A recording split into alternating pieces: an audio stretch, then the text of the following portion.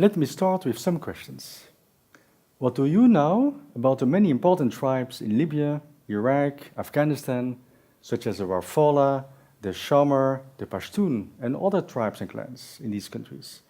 And what do you really know about the Muslim Brotherhoods and the various Salafist organizations? Or about the fallen Cameroon and the many other kingdoms or chiefdoms in Africa?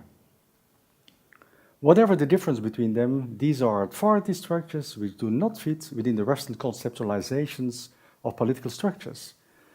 And this leaves Western scholars and students unequipped to seriously analyze and understand them, despite their major significance for the EU's foreign policy and Europe's external environment.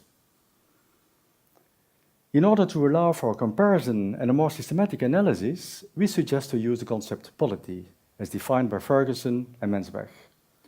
And this explains, obviously, the label we give to this category, polity decentring.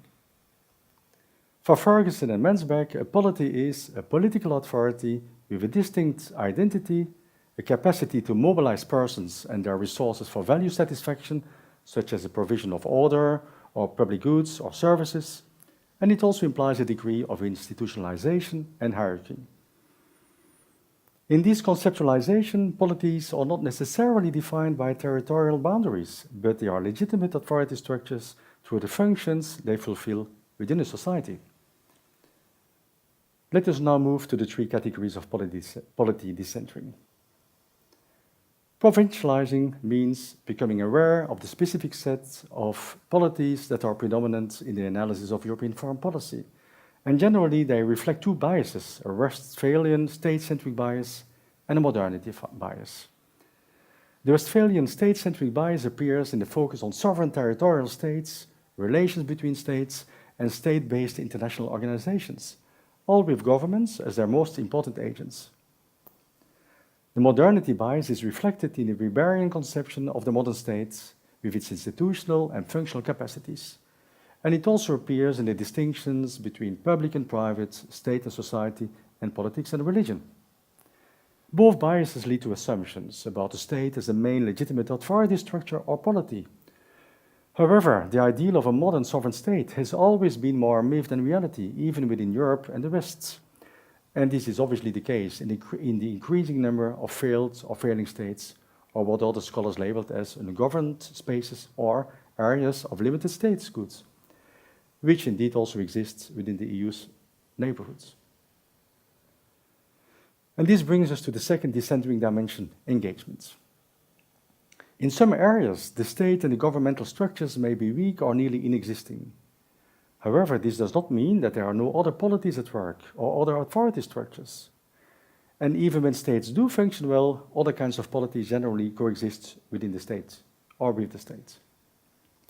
Engagement thus requires learning about and taking into account a larger set of polities which, although crucial for local contexts, often remain largely invisible in predominant and analytical frameworks.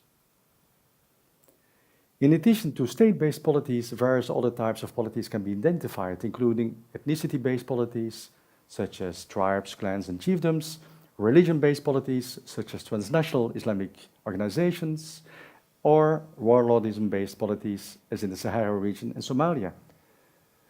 And reality is even more complex. In practice, we see combinations of these various policy types. They overlap, complement each other, or compete with each other. Engagement, together with provincializing, provides the building blocks for reconstruction. The political concepts allow scholars to understand different kinds of polities in a more comprehensive way, beyond simple judgments about their traditional or illegitimate nature. And it also allows for a more neutral comparative analysis of different polities in a given area. When assessing European foreign policy regarding, for example, state building, democratization, and development, scholars can try to also gain insights in the existence, nature, and internal legitimacy of other polities in those regions, and also in their effectiveness in providing identity, order, goods, and services. And this can then be compared with the nature, internal legitimacy, and effectiveness of the authority structure supported by European actors, European Union, and its member states.